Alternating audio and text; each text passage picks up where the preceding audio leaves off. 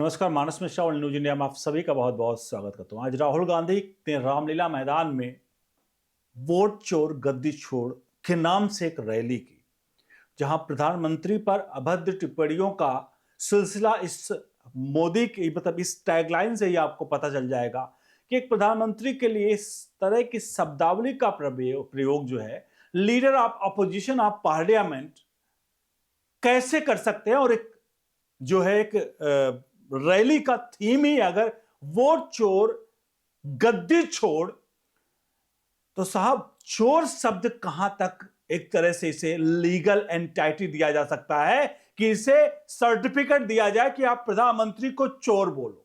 बहरहाल जिसका ट्रेलर ऐसा है तो पूरी पिक्चर कैसी होगी वो आपको समझ में आ जानी चाहिए कि आक्रामकता की एक सीमा होती है। आप आक्रामक हो सकते हैं, आप किसी के विरोध में, विपक्ष का काम है विरोध करना, लेकिन विरोध में इस हद तक चले जाना कि शब्दों की मर्यादा क्रॉस कर जाओ, आप किसी के लिए शब्दावली इस प्रकार से शब्दावली का प्रयोग करो कि कम से कम उसके परिवार, खानदान और रिश्तेदार को भी मत छोड़ो। मैं आप समझ रहे होंगे क्या कहना चाह रहा हूं, लेकिन सबके बीच एक वीडियो आई है जो मैं आपको दिखाऊंगा, जो कांग्रेस का चाल चरित्र और चेहरा है। कांग्रेस वो हर हथियार का इस्तेमाल करती है जो कि मेरे ख्याल से एक स्वस्थ लोकतंत्र में उस हथियार का प्रयोग नहीं करना चाहिए जो कांग्रेस ने किया है। आपको एक वीडियो दिखाने जा रहे हैं जहां रामलीला मैदान में राहुल गांधी वोट चोर गद्दी छोड़ का ये जो सगुफा लेकर के पहुंचे थे, तो उनके कार्यकर्ता इस बीच क्या कर रहे थे और इस पूरे प्रकरण में राहुल गांधी कैसे फंसते नजर आ रहे हैं आपको दिखाएंगे। अनुरोध करेंगे इस पूरे प्रकरण पर। सबसे पहला सवाल तो मैं आपसे ही पूछूंगा, वोट चोर गद्दी छोड़ ये क्या सही शब्द है प्रधानमंत्री या किसी के खिलाफ इस्तेमाल करने का? अगर है तो कम से कम उसका जवाब आप कमेंट बॉक्स में दीजिए कि हां इस तरह का इस्तेमाल किया जा सकता है। और अब आते हैं मोदी तेरी कब्र खोदेगी, मोदी तेरी कब्र खोदेगी। और कुछ ऐसे अभद्र टिप्पणियां की गई हैं जिसके विजुअल्स हम आपको दिखाने जा रहे हैं और वो आपको परेशान कर सकते हैं। तो पहले आप देखिए ये क्या कुछ चल रहा है रामलीला मैदान में और क्या कह रही हैं महिलाएं और रैली के दौरान क्या कुछ हो रहा है, सुनिए आप।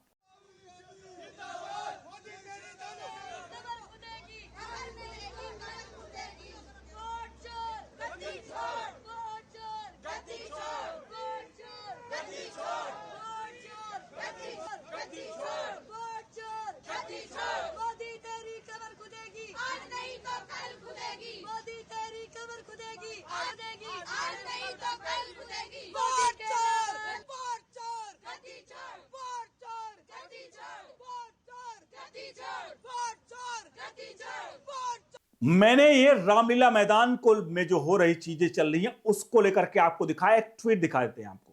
ये वीडियो ट्वीट किया है प्रदीप भंडारी हैं, जहां पर उन्होंने इस वीडियो के साथ ट्वीट किया। उन्होंने लिखा है, मोदी तेरी कब्र खुदेगी, Congress worker ahead of rally in Ramlila Maidan, shout slogan giving death threat to PM Narendra Modi. Congress has become a Muslim League Maowadi party under Rahul Gandhi, backed by urban Naxals. People of India will respond to this threat by saying Modi तेरा कमल खिलेगा। यानी कि यहां पर साफ तौर पर Pradeep Bhandari BJP के प्रवक्ता ने इस ट्वीट में लिखा है, उस वीडियो को शेयर किया है जहां मोदी तेरी कब्र खुदेगी की नारे लगाए जा रहे हैं। उसके जवाब में उन्होंने कहा है कि ये अर्बन नक्सल का सबसे बड़ा उदाहरण है जहां प्रधानमंत्री नरेंद्र मोदी के हत्या की यहां पर धमकी दी जा रही है, हत्या करने की धमकी दी जा रही है। इसके अलावा उन्होंने कहा है कि इसके अलावा ये जो कांग्रेस पार्टी है वो कांग्रेस पार्टी नहीं होकर के मुस्लिम लीग माओवादी पार्टी बन चुकी है राहुल गांधी के लीडरशिप में। और उन्होंने कहा है जो मोदी तेरी कब्र खुदेगी की ये जो नारा लग रहा है, इसके अपोजिट में जनता जो है वो कहेगी मोदी तेरा कमल खिलेगा।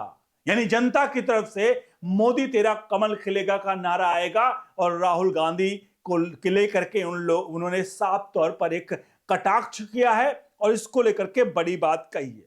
तो साहब, यह है कांग्रेस के राहुल गांधी की मोहब्बत की दुकान, जहां मोदी तेरी कब्र खुदे को लेकर के किस प्रकार से ये हुहल्ला, ये बवंडर, ये प्रलाप किस प्रकार से किया जा रहा है आपके सामने है। और ये लोग कह रहे हैं कि ये संविधान को बचा रहे हैं।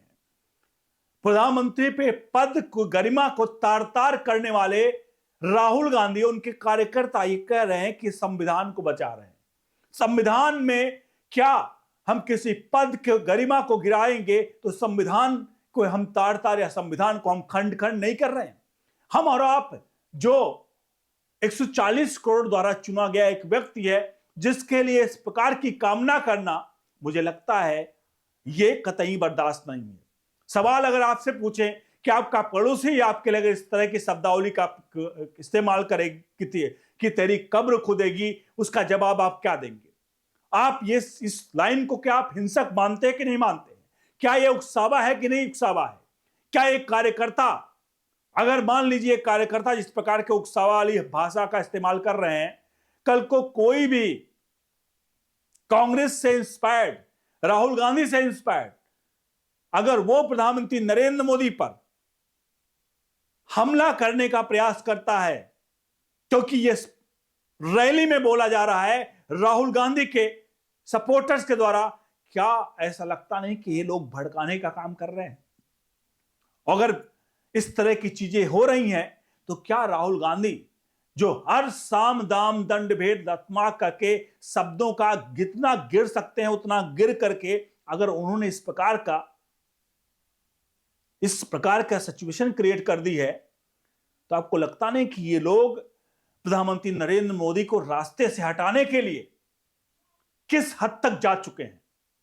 आज की रामलीला मैदान की ये रैली साफ तौर पर कह रही है, जहां पर ये देखा जा रहा है कि ये लोग चुनाव आयुक्त ज्ञानेश कुमार को लेकर के किस प्रकार के शब्दावली का भी प्रयोग किया जा रहा है इस रैली में। इससे पहले भी हमारे चैनल पर एक वीडियो है, जाकर आप देख सकते हैं, जहां पर एक महिला ज्ञानेश कुमार बनकर आती है और पूरा का पूरा स्क्रिप्टिंग होती है और वहां पर ज्ञानेश कुमार के गले में हथकड़ी बांधकर, कड़ी बांधकर सड़कों पर जनता घुमाएगी। एक तरह से उस तरह की टिप्पणी की गई है जैसे मतलब कुत्ते के गले में पट्टा बांध करके लोग घुमाते हैं। कम से कम कांग्रेस के द्वारा इस तरह की शब्दावली, हालांकि वो इस जो मैंने लाइन बोली, वो लाइन सोशल मीडिया पर लोग कह रहे हैं कि इस तरह की शब्दावली साफ तौर पे उसको दर्शा रही है कि ये लोग ये कहना चाह रहे हैं। लेकिन क्या आपको लगता है राहुल गांधी और उनके समर्थक कांग्रेस पार्टी इस तरह की शब्दावली का प्रयोग करके क्या चुनाव जीत पाएंगे, जहां हर चुनाव में इनको हार मिल रही है? और वोट चोर, गद्दी छोड़, कब से किसी व्यक्ति को चोर कहना एक संवैधानिक भाषा हो गया, जो राहुल गांधी बार बार कहते हैं कि संविधान की हत्या होगी, संविधान को उखाड़ फेंकेंगे, और राहुल गांधी चोर चोर कह के संविधान बचा रहे हैं। और असली चोर कौन है, कमेंट बॉक्स में लिखिए। वीडियो को लाइक शेयर जरूर करिए। बने रहिए ओनली न्यूज इंडिया के साथ। बहुत बहुत धन्यवाद।